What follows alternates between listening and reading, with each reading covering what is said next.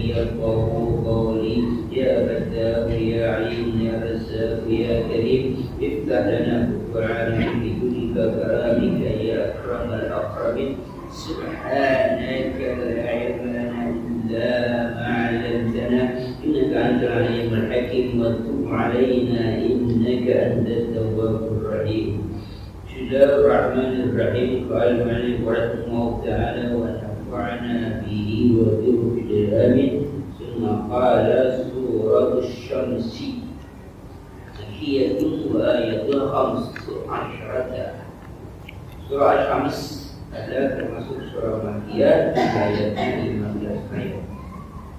Baik dari surah Asy-Syamsi Makkiyatun wa qad tanawalat mawdi'ain isnaini wa mawdu'un nafsi insaniyyati wa ma jabalahum alaihi min al-khair wa syarri wal huda wa dhalal. وموضوع الطغيان مثلا في ثمود الذي عقر الناقة وأهلكهم الله ودمرهم. Surah Asy-Syams kita sudah pindah, sebelumnya kita sudah selesai surah Al-Lail, sekarang surah Asy-Syams, yaitu termasuk surah Makkiyah. Artinya surah ini diturunkan sebelum Nabi hijrah ke Madinah. Waqad tanawalat mawdu'ain isnain.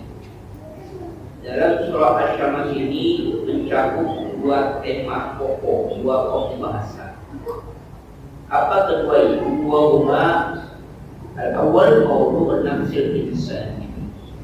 Yang pertama temanya adalah tentang an-nafsul insani, tentang jiwa, tentang hakikat kemanusiaan, tentang manusia.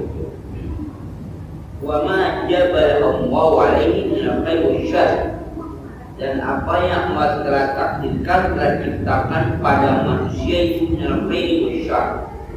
Ada yang baik dan ada yang buruk.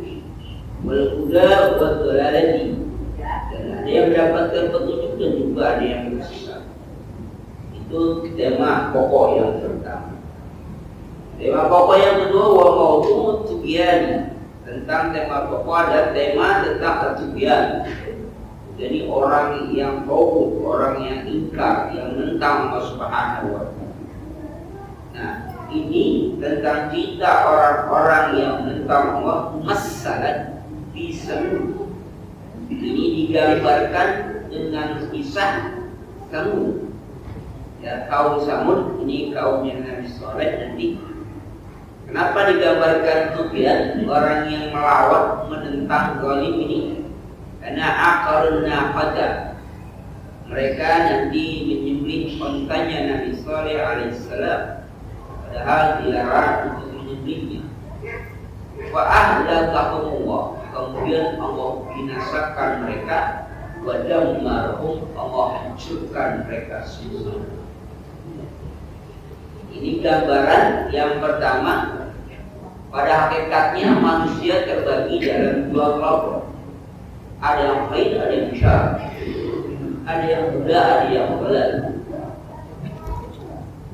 Jadi pada hakikatnya nggak bisa manusia diarahkan pada satu sisi saja, pada satu sikap saja, tidak. Cara manusia punya potensi baik, punya potensi buruk.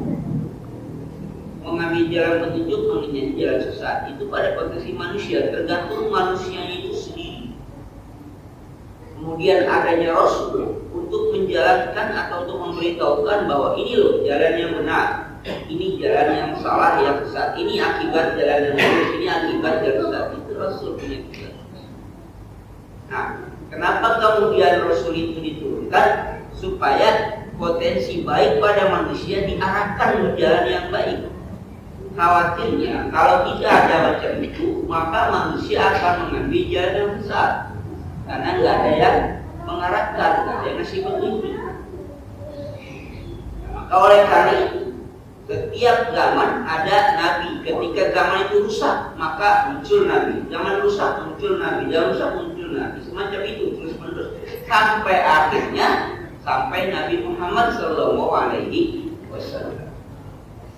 Tapi ketika Nabi Muhammad wafat, tidak akan ada lagi nabi.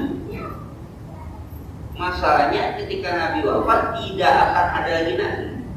Nah pertanyaannya, kalau umat itu rusak, bagaimana? Sedangkan nabinya nggak turun lagi. Nah disitulah kemudian Allah tetapkan Al-Quran sebagai mukjizat terbesar Nabi, dan Al-Quran terjaga keautentikannya, keasliannya sampai akhir zaman, dan dia menjadi mukjizat yang hidup. Jadi ketika nabinya tidak ada, tapi Al-Qurannya tetap akan eksis sampai akhir zaman. Biasanya sebuah mukjizat dia menjadi mukjizat ketika dipegang oleh pemilik. Contoh, tongkatnya Nabi Musa alaihissalam bisa berfungsi sebagai mukjizat, bisa berubah jadi ular ketika tongkat itu di mana? Dipegang oleh Nabi Musa alaihissalam. Tapi ketika tongkat itu sudah tidak dipegang oleh Nabi Musa, tidak ada lagi mukjizat seperti itu. Tangannya Nabi Musa bisa melalui cahaya ya ketika ada Nabi Musa. Tapi ketika Nabi Musa wafat, ya tangannya pun ikut juga. Artinya tidak lagi berfungsi. Setiap mukjizat itu dipegang oleh pemiliknya. Tapi Al-Quran mukjizat pada dirinya sendiri. Dia mukjizat dirinya sendiri. Walaupun Rasul wafat, dia terjadi mukjizat. Maka kemudian Rasul mengatakan, taraktu fiikum amran dan tadillu ma tamassaktum bihima kitabullah wa sunnatur Rasul. Aku tinggalkan kamu dua pusaka, dan tadillu, kamu gak akan pernah tersesat abadan selama-lamanya. Ma tamassaktum bihima, selama kamu berpegang pada dua itu. Apa dua pusaka itu? Kita Allah, sunnah Rasul. Kita Allah adalah apa? Sunnah Rasul. Jadi potensi pada sekarang ini manusia ada potensi jelek, potensi apa baiknya. Mengarahkan ke baik dengan cara apa? Al-Quran dan Sunnah. Nah, kalau katakan berarti bagaimana kalau seandainya manusia tidak lagi berpegang pada Al-Quran dan Sunnah? Ya konsekuensinya dulu mereka akan sesat. Jadi Al-Quran menjadi mukjizat abadi. Walau Buddha wallah ada yang petunjuk, ada yang sesat. Pada diri kita ada potensi itu, semuanya masing-masing ada itu. Ya. tapi tinggal mau memenangkan yang mana.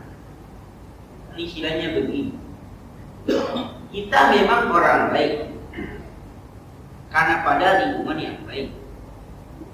Tapi ketika kita pada lingkungan yang buruk, belum tentu kita menjadi baik. Kebetulan aja kita gaulnya sama orang-orang yang rajin pengajian, sama orang-orang yang ngajakin ngaji. Jiwa kita terbawa. Oh iya, enak ngaji, kalau berjamaah ngaji. Belum tentu kalau kita bergaulnya sama teman-teman yang nggak ngajakin ngaji. Itu ada pertarungan jiwa di situ. Belum tentu kita bisa ke masjid, belum tentu kita bisa berjamaah, belum tentu kita bisa ngaji. Bisa jadi ngikutin yang belasok. Jadi itu kenapa? Karena memang ada potensi itu semua, tidak kita mau mengalahkan, memenangkan yang mana. Nah, ini kebetulan aja kita gaulnya sama teman-teman yang memang ngajakin sholat berjamaah, sama teman-teman yang apa? Yang temennya di masjid, yang sholat berjamaah, terus kan. Udah gitu habis semua. Mau mana lagi dulu? Ya enak ikutnya. Tapi belum tentu ketika teman-teman kita bukan orang macam itu. Mungkin jam sekian kita masih warawiri di mana tahu gitu. Itu kan potensi kita. Nah, maka oleh karena itu pada saat kita butuh petunjuk, ya Al-Quran menjadi pegangan. Tapi ketika kita tidak mampu memahami Al-Quran, ya ada orang kita jadikan pegangan yang bisa paham. Maka hati-hati ketika memilih teman, atau hati-hati ketika memilih guru, atau memilih orang yang mendidik kita. Itu makanya ayat itu memberikan informasi diri kita itu ada dua potensi. Maka hati-hati. Karena seorang sahabat mengatakan pada Abu Bakar Siddiq, ya Bakar, aku kayaknya orang-orang kayak orang fasik, kayak orang munafik. Kenapa? Karena ketika dekat dengan Rasulullah SAW, perasaan itu dekat dengan Allah, takut dengan neraka, pengen masuk surga.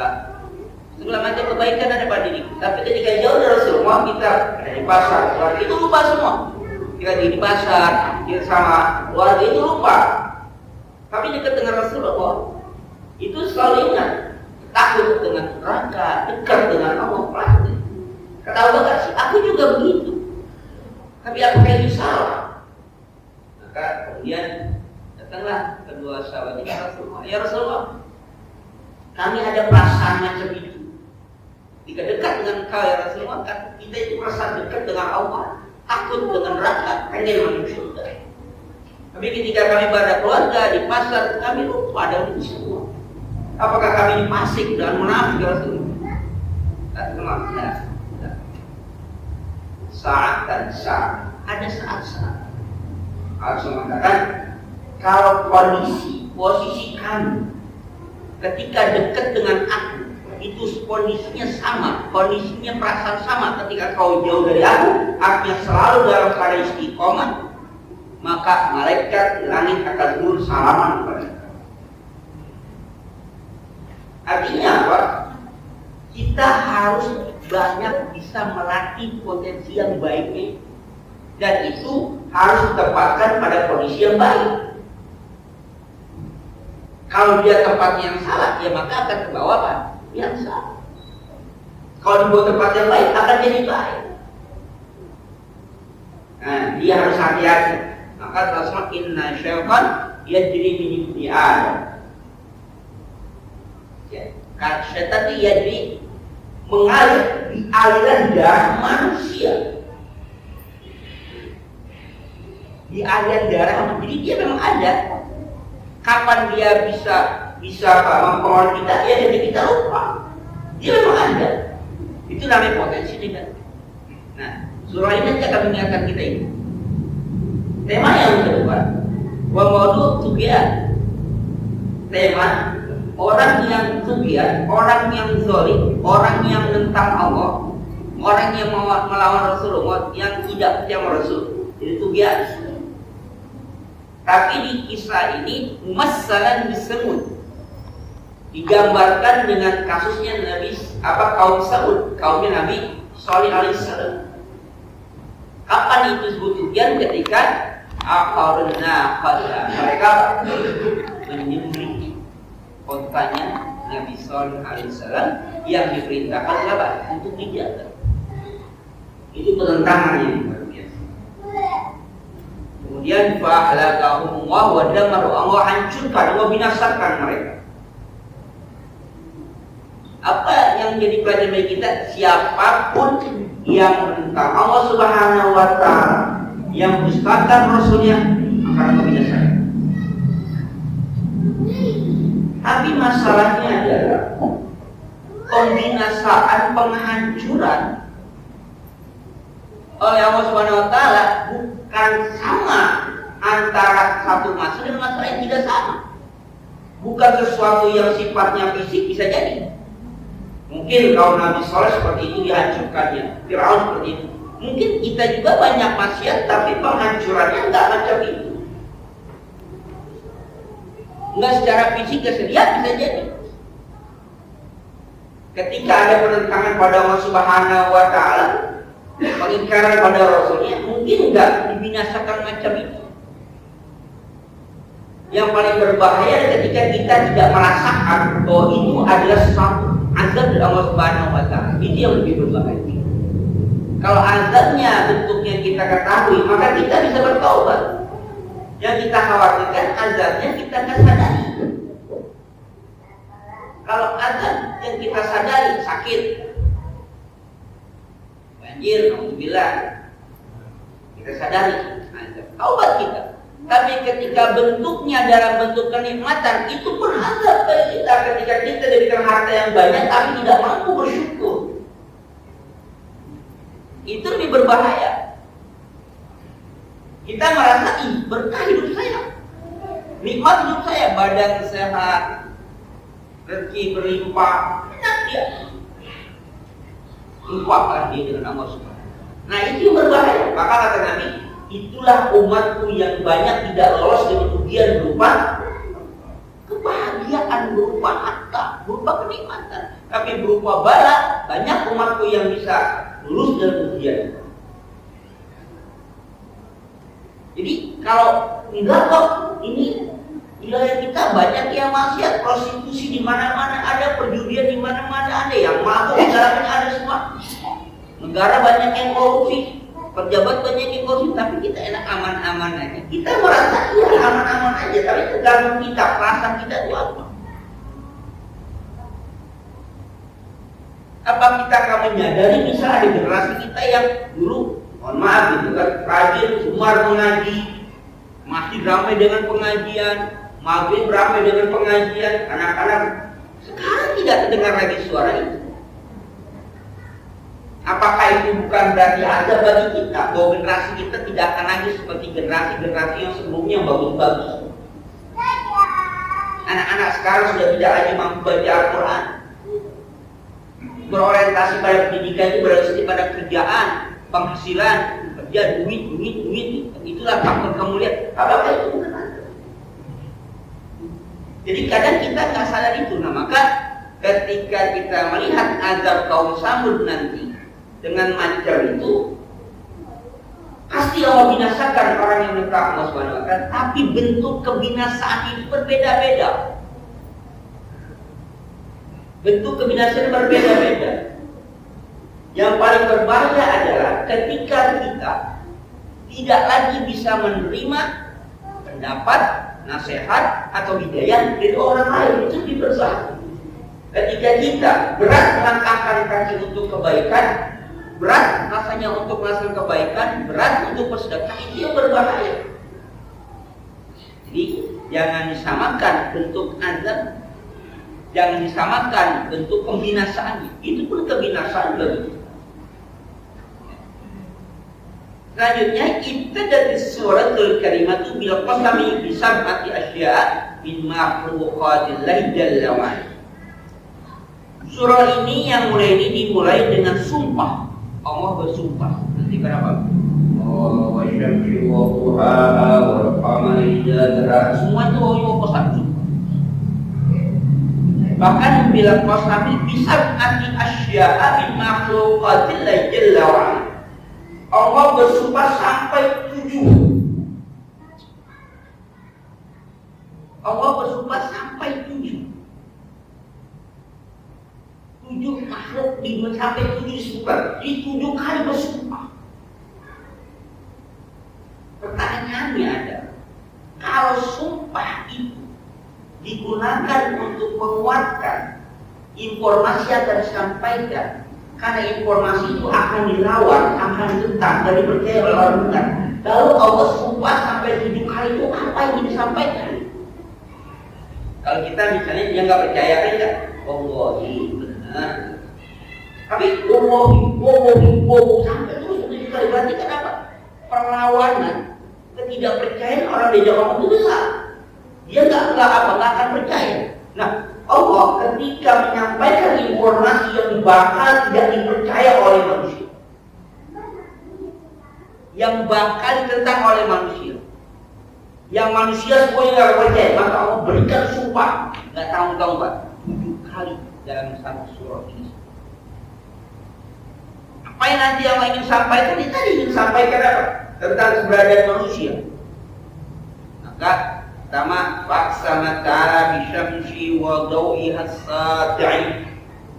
Yang pertama, Allah bersumpah dengan demi matahari dan cahayanya yang menyinari.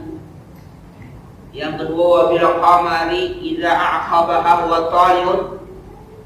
Ya, Qamar bulan yang dia memancar nanti setelah dia muncul. Nah, apalagi umma bin nahari jala zulmatul laili biyaini. Dan nama bersumpah dari siang, yang nanti siang itu akan apa? Akan menerangi kegelapan malam ketika dia apa? Siang itu muncul. Allah bersumpah bil laili idza batal kainati bizalamihi. Allah bersumpah dengan apa? Demi malam apabila sudah kotak, dia sudah menutupi segala sesuatu yang ada bizalami dengan gelapnya malam. Kemudian Allah bersumpah wa summa bil qadiril ladzi ahkama bina'as samaa'i bila amalin. Allah bersumpah demi yang berkuasa yang telah menciptakan membangun langit bila amalin tanpa tiang. Wa bil ardil ladzi basataha ala ma'i jamad. Dan demi bumi yang Allah hamparkan di atas air yang beku. Wa bin nafsil basyariyatil ladzi kammalaha Allahu wa zayyanaha bil fadail wal kamalat. Dan Allah juga bersumpah demi nafsil basyariyah, nafsu kemanusiaan, yang nafsunya itu, jiwanya manusia itu kammalah Allah sempurnakan, wa zayyanaha Allah hiasi bil fadail wal kamalat, dengan keutamaan dan kemuliaan itu banyak. Nah, pertanyaannya, Allah tuh sampai bersumpah 7 itu buat apa? Apa yang disampaikan? Kok sampai 7 kali bersumpah yang dimungkinkan manusia tidak akan percaya informasi yang Allah sampaikan? Apa itu? Aqsama bihadzil umuri ala falahil insani wa najahi idza taqallaha ta'ala. Allah bersumpah dengan yang tauhid tadi itu, ya Allah ingin sampaikan apa? Ala falahil insan wa najahihi idza taqallaha. Yang ingin disampaikan adalah bahwa manusia akan memperoleh kebahagiaan, akan memperoleh kemenangan apabila bertakwa kepada Allah. Apalagi wa ala syaqawatihi wa usranihi idza tagha wa tamarrada. Dan Allah memberitahukan bahwa manusia akan celaka, akan sengsara, akan menyesal idza tagha wa tamarrada, apabila dia menentang, dia zalim wa tamarrada, dan dia salah. Yang ingin disampaikan cuma 2 itu. Orang yang bertakwa akan bahagia, orang yang sombong yang menentang akan sengsara. Itu doang yang disampaikan. Tapi untuk menyampaikan itu Allah sampai 7 kali bersumpah. Ini menunjukkan bahwa Tidak semua manusia bisa percaya informasi. Kenapa? Karena syakwa, kebahagiaan, kesuksesan ini menjadi masalah. Kebahagiaan, kesuksesan, kemakmuran, standarnya bukan ketakwaan manusia. Kalau Allah memberikan batasan kesuksesan, kebahagiaan, standarnya apa? Ketakwaan. Inna akramakum indallahi atqakum. Orang yang paling mulia di antara kamu ada orang yang apa? Yang paling bertakwa. Kenapa ini kemudian oleh manusia baik tentang kenyataannya oleh manusia? Standar kesuksesan, standar kemuliaan, kenapa? Tahta, jabatan, itu standar kemuliaan. Maka karena itu standar kemuliaan, maka dia belain habis-habisan, mati-matian, supaya jabatan, kekuasaannya tetap dipegang, walaupun sampai ke MK. Kejauhan. Nanti ada yang protes saya. Karena itu standarnya. Kalau nanti tidak berpuasa, maka akan jatuh derajat makan. Kalau nanti tidak menjaga, akan hina di masyarakat. Maka itu dipertahankan. Maka nanti enggak dengan takwa. Mana ada orang takwa mulia? Orang ke masjid aja pakai sendal jepit. Mulia apa? Nggak ada orang takwa mulia. Kenapa? Mau lidahnya minta-minta? Jadi ada kontrasi. Kok percaya kalau orang takwa itu mulia? Iya, itu kan teorinya konsepnya Allah Subhanahu wa Ta'ala. Yang ingin umat itu bahagia, sejahtera dunia akhirat. Tapi manusia punya teori sendiri, punya konsep sendiri. Kemuliaan itu dengan kekayaan, dengan jabatan, dengan ilmu, baru dia mulia. Jangankan itu, Pak Ustadz juga sama. Ustadz yang naik pakai mobil dengan ustadz yang pakai motor beda Pak Abang. Kan kita nggak melihat isinya. Iya. Yang undangannya apa? Populer, enak ya. Siapa namanya? Oh itu sudah apa namanya? Viral. Dia itu berapa itu kan? TV. Kamu undang. Kira-kira daerah mana? Ada ya. Tapi guru kita yang ngajarin setiap hari di masjid ngajarin Al-Quran, ngajarin bocah-bocah itu sampai dibaca Quran, mungkin nggak pernah ngerasain dapat duit itu segede dapat duit yang udah kayak itu. Padahal ustaz kita itu setiap hari ngajarin anak-anak baca Al-Quran, ngajarin akhlak, ngajarin cara sholat yang baik, dalam yang benar. Setiap hari ngajarin kita ini. Kira-kira pernah nggak dia dapat segede yang dapat sama kiai yang kita undang di rumah? Lalu standarnya apa? Kenapa dia lebih gede yang ini nggak gede? Wah itu viral. Dia udah masuk TV. Dia itu dulu. Wah apa aja lah jabatan-jabatannya segala apa namanya gelar. Lalu kemuliaannya tidak lebih mulia dari guru kita yang ngajar tiap hari di masjid ini. Itu kan bukan ngajar alif-alifan. Ada beneran bukan?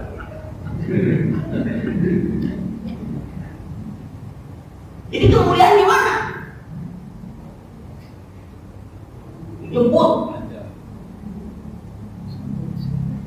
pulang bawa apa ya? Segala macam, bukan segala macam. Anggus, lah guru yang ngajar di sini, sampai tahun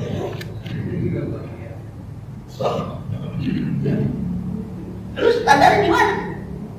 Itu realita yang kita hadapi, bahwa kita pun sama menempatkan posisi kemasyhuran sebagai kemuliaan. Apakah tidak lebih mulia dari guru kita yang ngajarin yang ngajarin anak-anak kita itu baca sampai bisa, ngajarin sholat sampai dia sholatnya benar, ngajarin beretika akhlak sampai dia bisa cium tangan sama bapaknya, sampai dia hormat bakti pada orang tuanya? Apakah itu nggak lebih besar, nggak lebih mulia? Dia setiap hari dan berhasil. Sedangkan yang datang ini cuman berapa saat ya, cuman berapa menit, berapa ya nggak ada jaman lah. Bukannya profesional, bukan para masuk kita tuh harus menempatkan posisi pada posisinya. Diberikan dia itu bisa seharga, bukan seharga, senilai tahunan gaji dari guru kita yang ngajarin kita di sini. Jika diundang, ustaz-ustaz gede-gedean, undang-undang depan semua. Ya, yang imam kita setiap hari merawati, yang ustaz ngajarin, itu semua. Yang di sini perbedaan Pak RT aja nggak di sini posisinya. PRT di Jawa tuh PRT, RW Jawa, RW atau Jawa tuh. Padahal yang musim kalau ada apa-apa itu RW PRT.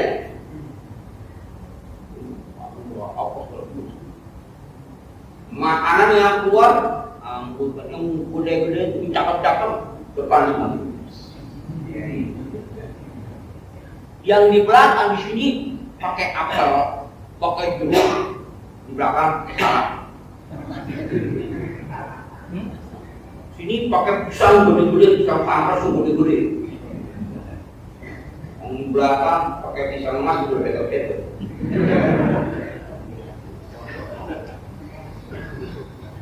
Anggur mentereng-mentereng, anggur tanpa biji, so bijinya mulu.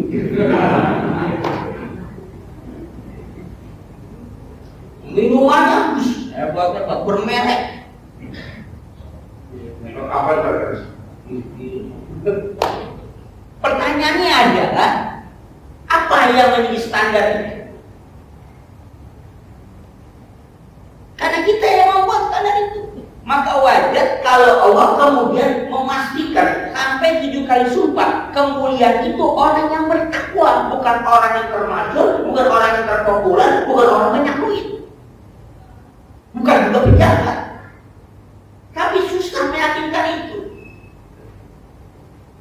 Kenyataannya kita pun sama. Kita muliakan ini setinggi langit.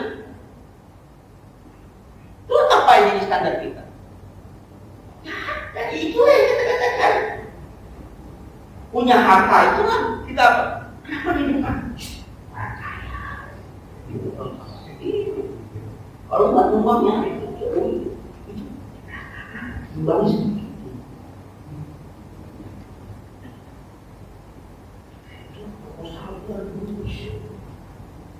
Ya standar itu. Yang keduanya, ketika ditunjukkan semacam itu, kita pun yang digituin itu merasa gede, bangga gitu ya. Kita pun yang digituin merasa di depan gua ini kan, dalam jalan masih kan, jalan masih. Tapi yang biasa di masjid, justru yang biasa di masjid bukan di belakang semua. Yang nggak pernah ke masjid di depan ya.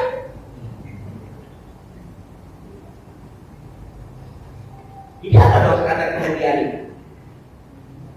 Ya kita yang membuatnya. Maka wajar Allah sumpah sampai 7 kali untuk meyakinkan bahwa orang yang mulia itu yang bertakwa pada Allah, bukan orang yang banyak harta. Tapi kita itulah yang kita hormati segala macam. Kita juga siapa yang pejabat terhormat dia. Orang yang berilmu pun ya alladzina amanu minkum walladzina utul ilma. Dia beriman dan berilmu. Ada dua, beriman dan berilmu. Jadi mengangkat ilmu itu kalimat dia ada ketakwaannya, itu yang diangkat. Oh iya, ulama besar, orang alim dia. Iya ketakwaannya. Oh iya, punya ilmu lebih. Jadi ketika dengan ayat ini kata kita, Allah kenapa susah-susah? Kita percaya kok. Kita percaya orang yang mulia itu orang bertakwa. Iya, tapi kenyataannya enggak. Kenyataannya kita tidak seperti apa yang digambarkan dalam Al-Quran yang memuliakan orang yang bertakwa. Jadi kita muliakan bukan karena ketakwaannya. Loh, ketakwaan kan nggak kelihatan. Betul, ketakwaan nggak kelihatan, tapi dia bisa dipraktekkan dalam kehidupan. Apa? Akhlak. Dengan akhlak. Dan standar akhlak itulah yang menjadi kebaikan dan kemuliaan. Maka Allah memuji Rasulullah dengan apanya? Akhlaknya. Wa innaka la'ala khuluqin azim. Nabi dipuji karena akhlaknya, bukan Nabi dipuji karena banyak sholatnya, bukan karena banyak sedekahnya, bukan karena banyak bukan Nabi dipuji karena akhlaknya, bukan karena sholatnya yang banyak, bukan karena sedekah yang banyak, apalagi karena bininya yang banyak, enggak. Akhlak. Itulah aplikasi dari apa? Takwa. Akhlak itu. Nah, akhlak itu ada dua, hablum minallah, hablum minannas. Pastikan itu baik pada Allah. Standarnya apa? Khairukum ahsanukum khuluqan. Orang yang paling baik adalah orang yang paling baik pada apa? Akhlaknya. Khairukum ahsanukum akhlak. Orang yang paling baik di antara kamu ada orang yang paling baik pada keluarganya. Ya. Orang yang akhlak. Ukuran mana? Akhlak itu keluarga. Istrinya mengakui suaminya baik, anaknya mengakui bapaknya baik. Itu standar pokok. Kenapa? Mereka yang paling tahu. Kalau akhlaknya baik sama orang, tapi nggak baik sama keluarga, itu talent. Ya, nggak dicarikan. Sama keluarga, pelit, nyumbang, apa? Iya. Jadi kita nggak bisa mungkin kok bisa Allah kok bersumpah sampai berkali-kali.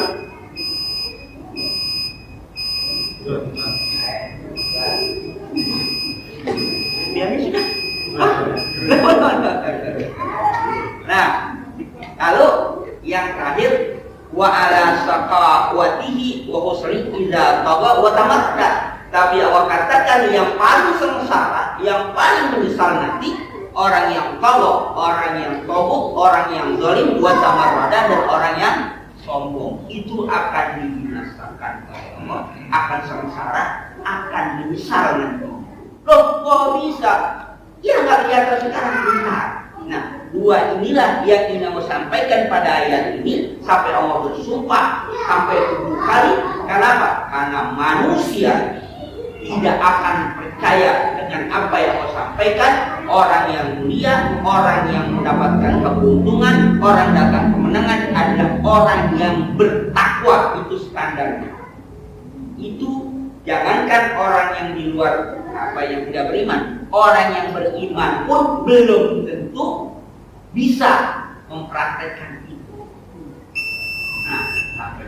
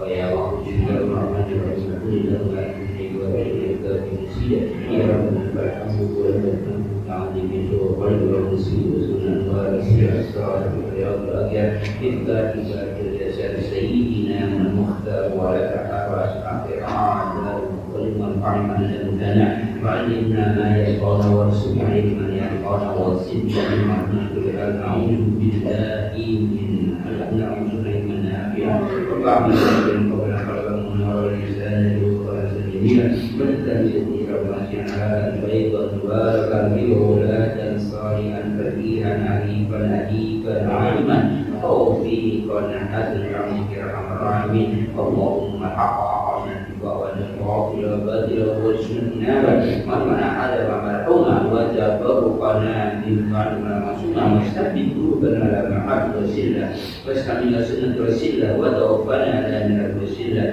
واسترنا في سمر الناجية واسبه مدرين صدق حبك حب معرفك حب ما ينفرد حبك ومن حبك حبت إلينا من الماء والجمع تقبل منا إنك أنت المريض وطمع إنك أنت الظالم ربنا آتنا في الدنيا حسنة وفي الآخرة عذاب النار وصلى الله على سيدنا محمد النبي الأمي وآله وصحبه وسلم سبحان ربك رب العزة عما يصفون وسلام على المرسلين والحمد لله رب العالمين.